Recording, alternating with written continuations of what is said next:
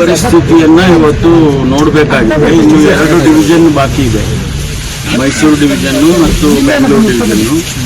Bengaluru division ಅನ್ನ 25ನೇ ತಾರೀಕು ಮುಖ್ಯಮಂತ್ರಿಗಳು ನಾನು ರಿವ್ಯೂ ಮಾಡ್ತಾ ಇದ್ದೀವಿ. ಅದಾದ ನಂತರ ತಕ್ಷಣ ಮೈಸೂರು ಡಿವಿಷನ್ ರಿವ್ಯೂ ಮಾಡ್ತೀವಿ. ಅದಾದ್ಮೇಲೆ ಒಂದು ಸಂಪೂರ್ಣವಾದ ರಾಜ್ಯದ ಚಿತ್ರಣ ನಮಗೆ ಸಿಗುತ್ತೆ. ಆನಂತರ ನಾವು ಇಂಟರ್ನಲ್ಲಿ ಚರ್ಚೆ ಮಾಡಿಕೊಂಡು ಯಾವ ರೀತಿ ನಾವು ರೈತರಿಗೆ ಯಾವ ರೀತಿ ಸಹಾಯ ಮಾಡಬಹುದು ಮತ್ತು ಸಾಮಾನ್ಯ ಜನರಿಗೆ ಯಾವ ರೀತಿ ಸಹಾಯ ಮಾಡಬಹುದು. ಈಗಾಗಲೇ ನಾವು ಈ ಏನು ನರೇಗಾ ಯೋಜನೆ ಇತ್ತು, ಅಂದರೆ ಈಗ ಅವರು ಜಿ ಎಲ್ಲ ಮಾಡಿದ್ದಾರೆ, ಅದರಲ್ಲಿ ಕೆಲಸ ತಗೊಳ್ಬೇಕು ಅಂತ ಈಗಾಗಲೇ ನಾವು ಸೂಚನೆಗಳು ಕೊಟ್ಟಿದ್ದೇವೆ. ಅಂದರೆ ಕಾಮಗಾರಿಗಳನ್ನು ತಗೊಳ್ಳಿ, ಅವರಿಗೆ ಹಣ, ನಮ್ಮ ಹತ್ರ ಹಣ ಸಾಕಷ್ಟು ಹಣ ಇದೆ, ಅದನ್ನು ಕೊಡ್ತೀವಿ ಅಂತ ಕೂಡ ಹೇಳಿದ್ದೇವೆ.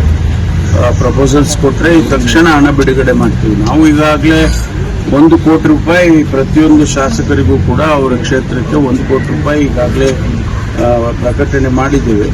ಮತ್ತು 5 ಕೋಟಿ ರೂಪಾಯಿ ಒಂದೊಂದು ಜಿಲ್ಲೆಗೆ ಕುಡಿಯೋ ನೀರಿಗೆ, ಎಮರ್ಜೆನ್ಸಿಗೆ ಕುಡಿಯೋ ನೀರಿಗೆ ಖರ್ಚು ಮಾಡಬೇಕು ಅಂತ ಹೇಳಿ ಕೊಟ್ಟಿದ್ದೇವೆ. ಈಗಾಗಲೇ ಅವರ ಹತ್ರ ಹಣ ಇದೆ.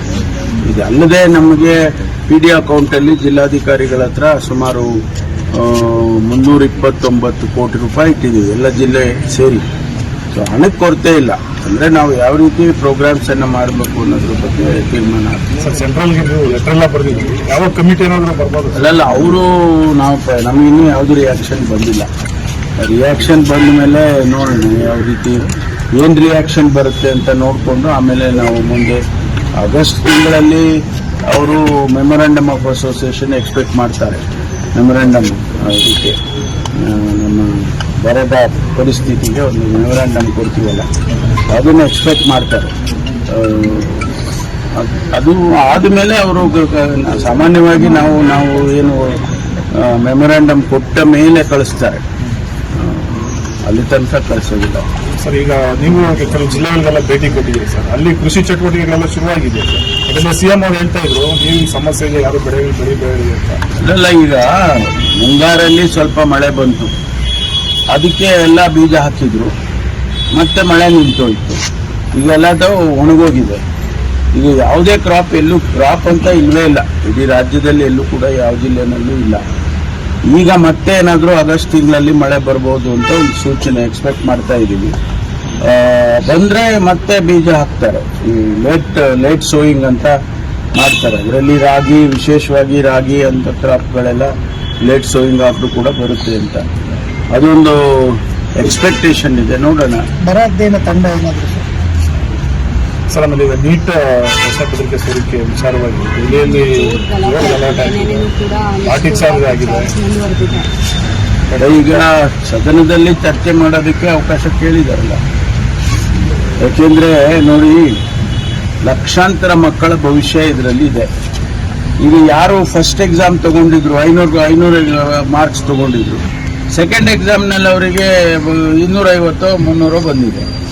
ಆ ಥರದ್ದು ಸಾಕಷ್ಟು ಉದಾಹರಣೆಗಳಿದ್ದಾವೆ. ಅಂದರೆ ಅರ್ಥ ಅಲ್ಲಿಗೆ ಮಕ್ಕಳಿಗೆ ತೊಂದರೆ ಆಯಿತು ಅಂತ ಅಲ್ವಾ? ಲಕ್ಷಾಂತರ ಮಕ್ಕಳಿಗೆ ಅವರಿಗೆ ರ್ಯಾಂಕಿಂಗೇ ಹೊರಟೋಯ್ತು.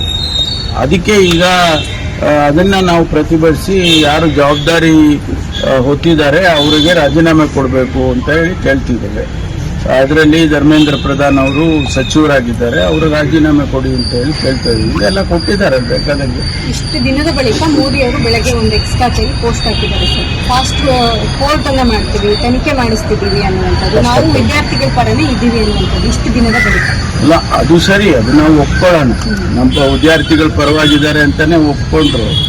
ನೀವು ಧರ್ಮೇಂದ್ರ ಪ್ರಧಾನನ್ನ ಸ್ಯಾಕ್ ಮಾಡಿ, ನೀವು ಪರವಾಗಿದ್ರೆ ಯಾರು ತಪ್ಪು ಮಾಡಿದ್ದಾರೆ, ಯಾರು ಜವಾಬ್ದಾರಿ ಅವರು ಹೊತ್ತಿದ್ದಾರೆ, ಅವ್ರ ಮೇಲೆ ಆಕ್ಷನ್ ಆಗ್ಬೇಕಲ್ವಾ? ಅದು ಮಾಡ್ದೇನೆ ನಾನು ಪರವಾಗಿದ್ದೇನೆ, ಹಿಂದೆಲ್ಲ ಪಕೋಡ ಮಾರಿ ಅಂತ ಹೇಳ್ತಿದ್ರಲ್ಲ, ಈಗ ಬದಲಾಗಿದ್ದಾರೆ ಅವರು. ಆಮೇಲೆ ರಾಹುಲ್ ಗಾಂಧಿ ಅವರು ಪ್ರೊಟೆಸ್ಟ್ ಮಾಡಬೇಕಾದ್ರೂ ಕೂಡ ಅವ್ರನ್ನೆಲ್ಲ ಎಳೆದಾಡಿ ಗಾಯಪಡಿಸಿದ್ದಾರೆ ಸರ್. ಮೂಗೆಲ್ಲ ಹೊಡೆದು ಮೂಗಲ್ಲೆಲ್ಲ ರಕ್ತ ಬಂದು ವಿಷಯವಾಗಿದೆ. ಆ ಮಟ್ಟಿಗೆ ಲೋಕಸಭೆ ಪ್ರತಿಪಕ್ಷ ನಾಯಕರಿಗೆ ಆ ಪರಿಸ್ಥಿತಿ ಆದರೆ ಹೇಗೆ? ಅದನ್ನೇ ಈಗ ನಾವು ಪ್ರಜಾಪ್ರಭುತ್ವ ಎಲ್ಲಿಗೆ ಹೋಗ್ತಾ ಇದೆ, ಡೆಮೋಕ್ರಸಿ ಈಸ್ ಇನ್ ಕ್ವೆಶ್ಚನ್. ನಾವು ಶಾಂತಿಯುತ ಪ್ರತಿಭಟನೆ ಮಾಡೋದಕ್ಕೂ ಅವಕಾಶ, ಸಂವಿಧಾನದಲ್ಲೇ ಅವಕಾಶ ಕೊಟ್ಟಿದ್ದಾರೆ ಅಂದಾಗ ನೀವು ಅದಕ್ಕೆ ಅವಕಾಶ ಕೊಡೋದಿಲ್ಲ ಅಂದ್ರೆ ಏನರ್ಥ ಇದೆ? ಶಾಂತಿಯುತವಾಗಿ ಪ್ರತಿಭಟನೆ ಮಾಡೋದಕ್ಕೆ ಹೊರಟಿದ್ರು. ಅದನ್ನ ಅವರು ಆ ರೀತಿ ಟ್ರೀಟ್ ಮಾಡಿದ್ರೆ ಒಬ್ಬ LOPಗೆ ಆ ರೀತಿ ಟ್ರೀಟ್ ಮಾಡಿದ್ರೆ ಏನು ಅರ್ಥ ಏನಿದೆ ಇದರಲ್ಲಿ? ರಿಫ್ಲೆಕ್ಷನ್ ಸರ್, ನಿನ್ನೆ ಮೊಟ್ಟೆ ಎಲ್ಲ ಸುರಿದ್ರು ಬಿಜೆಪಿ ಶಾಸಕರ ಮೇಲೆ ಕಾಂಗ್ರೆಸ್ ಆಕ್ಷನ್ ಇದ್ರೆ ರಿಯಾಕ್ಷನ್ ಆಗೇ ಆಗುತ್ತಲ್ವಾ? ಆಕ್ಷನ್ ಇದ್ದಾಗ ರಿಯಾಕ್ಷನ್ ಆಗೇ ಆಗುತ್ತೆ. ಅದಕ್ಕೆ ಇಲ್ಲಿ ಅವರು ನಮ್ಮವರು ಪ್ರತಿಭಟನೆ ಮಾಡ್ತಾರೆ ಅಂತೇಳಿ ಅವ್ರು ಬಂದು ನಮ್ಮ ಕಚೇರಿಗೆ ನಿನ್ನೆ ಮುತ್ತಿಗೆ ಹಾಕಕ್ಕೆ ಬಂದಿದ್ರು ಅಂತೇಳಿ ನ್ಯಾಚುರಲಿ ರಿಟಾಲಿಯೇಟ್ ಮಾಡಿದ್ದಾರೆ. ಪ್ರತಿಭಟನೆ ಮಾಡ್ತಿದ್ದಾರೆ, ರಾಜಭವನಕ್ಕೆ ದೂರು ಕೊಡ್ತಾ ಇದ್ದಾರೆ. ಕೊಡ್ಲಿ, ರಾಜಭವನಕ್ಕೆ ಕೊಡ್ಲಿ, ಏನು ಇದು ನಮಗೇನು ತಕರಾರಿಲ್ಲ. ಆರ್ ಶಾಸಕರೆಲ್ಲ ಹೇಳ್ತಾರೆ ಸರ್, ಕೊಲೆ ಮಾಡೋದಕ್ಕೆ ಬಂದಿದ್ರು, ಮಾರಕಾಸ್ತ್ರಗಳೆಲ್ಲ ಬಾಂಬು ಮತ್ತು ಬಾಂಬುಗಳೆಲ್ಲ ಅದಕ್ಕೇನು ತನಿಖೆ ಮಾಡಬೇಕಾ? Thank you sir. ನಮ್ಮಲ್ಲಿ ಕ್ಯಾಬ್ ಪರಿಸ್ಥಿತಿಯನ್ನ ಇವತ್ತು ನೋಡಬೇಕಾಗಿದೆ. ಇನ್ನು 2 ಡಿವಿಷನ್ ಬಾಕಿ ಇದೆ, ಮೈಸೂರು ಡಿವಿಷನ್ನು ಮತ್ತು ಬೆಂಗಳೂರು ಡಿವಿಷನ್ನು. ಬೆಂಗಳೂರು ಡಿವಿಷನ್ ಅನ್ನ 25ನೇ ತಾರೀಕು ಮುಖ್ಯಮಂತ್ರಿಗಳು ನಾನು ರಿವ್ಯೂ ಮಾಡ್ತಾ ಇದ್ದೀವಿ. ಅದಾದ ನಂತರ ತಕ್ಷಣ ಮೈಸೂರು ಡಿವಿಷನ್ ರಿವ್ಯೂ ಮಾಡ್ತೀವಿ. ಅದಾದ್ಮೇಲೆ ಒಂದು ಸಂಪೂರ್ಣವಾದ ರಾಜ್ಯದ ಚಿತ್ರಣ ನಮಗೆ ಸಿಗುತ್ತೆ.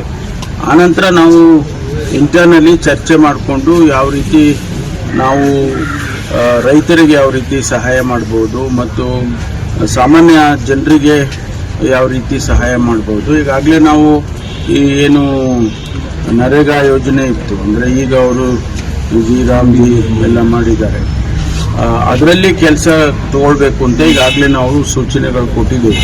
ಅಂದರೆ ಕಾಮಗಾರಿಗಳನ್ನು ತಗೊಳ್ಳಿ, ಅವರಿಗೆ ಹಣ, ನಮ್ಮ ಹತ್ರ ಹಣ ಸಾಕಷ್ಟು ಹಣ ಇದೆ, ಅದನ್ನು ಕೊಡ್ತೀವಿ ಅಂತ ಕೂಡ ಹೇಳಿದ್ದೇವೆ. ಪ್ರಪೋಸಲ್ಸ್ ಕೊಟ್ಟರೆ ತಕ್ಷಣ ಹಣ ಬಿಡುಗಡೆ ಮಾಡ್ತೀವಿ. ನಾವು ಈಗಾಗಲೇ 1 ಕೋಟಿ ರೂಪಾಯಿ ಪ್ರತಿಯೊಂದು ಶಾಸಕರಿಗೂ ಕೂಡ ಅವರ ಕ್ಷೇತ್ರಕ್ಕೆ 1 ಕೋಟಿ ರೂಪಾಯಿ ಈಗಾಗಲೇ ಪ್ರಕಟಣೆ ಮಾಡಿದ್ದೇವೆ. ಮತ್ತು 5 ಕೋಟಿ ರೂಪಾಯಿ ಒಂದೊಂದು ಜಿಲ್ಲೆಗೆ ಕುಡಿಯೋ ನೀರಿಗೆ, ಎಮರ್ಜೆನ್ಸಿಗೆ ಕುಡಿಯೋ ನೀರಿಗೆ ಖರ್ಚು ಮಾಡಬೇಕು ಅಂತ ಹೇಳಿ ಕೊಟ್ಟಿದ್ದೇವೆ. ಈಗಾಗಲೇ ಅವ್ರ ಹತ್ರ ಹಣ ಇದೆ. ಇದಲ್ಲದೆ ನಮಗೆ PD ಅಕೌಂಟಲ್ಲಿ ಜಿಲ್ಲಾಧಿಕಾರಿಗಳ ಹತ್ರ ಸುಮಾರು 329 ಕೋಟಿ ರೂಪಾಯಿ ಇಟ್ಟಿದ್ದೀವಿ, ಎಲ್ಲ ಜಿಲ್ಲೆ ಸೇರಿ. ಸೊ ಹಣಕ್ಕೆ ಕೊರತೆ ಇಲ್ಲ. ಅಂದರೆ ನಾವು ಯಾವ ರೀತಿ ಪ್ರೋಗ್ರಾಮ್ಸ್ ಅನ್ನು ಮಾಡಬೇಕು ಅನ್ನೋದ್ರ ಬಗ್ಗೆ ತೀರ್ಮಾನ ಆಗ್ತದೆ. ಸರ್, ಸೆಂಟ್ರಲ್ಗೆ ಲೆಟರ್ ಎಲ್ಲ ಬರೆದಿದ್ವಿ, ಯಾವ ಕಮಿಟಿ ಏನಾದರೂ ಬರ್ಬೋದು? ಅಲ್ಲಲ್ಲ, ಅವರು ನಮಗಿನ್ನೂ ಯಾವುದು ರಿಯಾಕ್ಷನ್ ಬಂದಿಲ್ಲ. ರಿಯಾಕ್ಷನ್ ಬಂದ ಮೇಲೆ ನೋಡೋಣ ಯಾವ ರೀತಿ ಏನು ರಿಯಾಕ್ಷನ್ ಬರುತ್ತೆ ಅಂತ ನೋಡಿಕೊಂಡು ಆಮೇಲೆ ನಾವು ಮುಂದೆ ಆಗಸ್ಟ್ ತಿಂಗಳಲ್ಲಿ ಅವರು ಮೆಮೊರಾಂಡಮ್ ಆಫ್ ಅಸೋಸಿಯೇಷನ್ ಎಕ್ಸ್ಪೆಕ್ಟ್ ಮಾಡ್ತಾರೆ. ಮೆಮೊರಾಂಡಮ್ ಇದಕ್ಕೆ ನಮ್ಮ ಬರದ ಪರಿಸ್ಥಿತಿಗೆ ಒಂದು ಮೆಮೊರಾಂಡಮ್ ಕೊಡ್ತೀವಲ್ಲ, ಅದನ್ನು ಎಕ್ಸ್ಪೆಕ್ಟ್ ಮಾಡ್ತಾರೆ. ಅದು ಆದಮೇಲೆ ಅವರು ಸಾಮಾನ್ಯವಾಗಿ ಹೆಚ್ಚಿನ ವಿಡಿಯೋಗಳಿಗೆ ಪ್ರತಿಧ್ವನಿ ಯೂಟ್ಯೂಬ್ ಚಾನೆಲ್ ಸಬ್ಸ್ಕ್ರೈಬ್ ಮಾಡಿ, ಬೆಲ್ ಐಕಾನ್ ಕ್ಲಿಕ್ ಮಾಡಿ.